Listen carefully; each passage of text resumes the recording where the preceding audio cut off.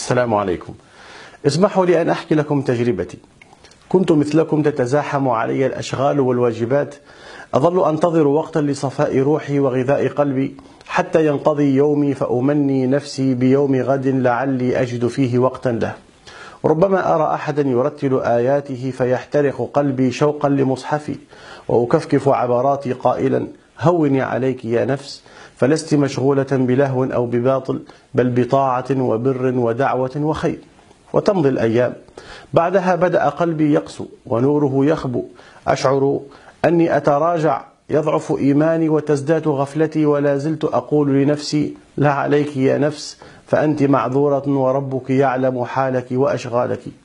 ويوما ذهلت حين تأملت قول ربي سبحانه وتعالى: علم أن سيكون منكم مرضى وآخرون يضربون في الأرض يبتغون من فضل الله وآخرون يقاتلون في سبيل الله.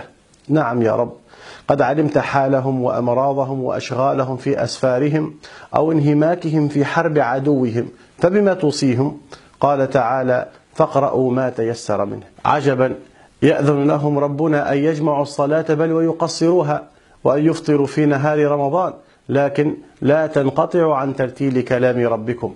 فما هو عذري أنا وما هو عذرك أنت؟ كأني أقرأها لأول مرة، ولكن ماذا أعمل؟ فأنا حقا لا أجد وقتا. تأملت يومي وأعمالي: زوجة، أولاد، عمل، جلسة مع الأهل، وأعمال أخرى كثيرة، إضافة إلى عملي وواجباتي خارج البيت، ولا أنسى طبعا قراءة رسائل الأحباب على الفيسبوك والواتساب، ثم أنام متعبا. لا أخفيكم، خجلت من نفسي كثيرا. أيعقل أن أجد وقتا لكل هذه الأشياء ولا أجد نصف ساعة لتلاوة وردي؟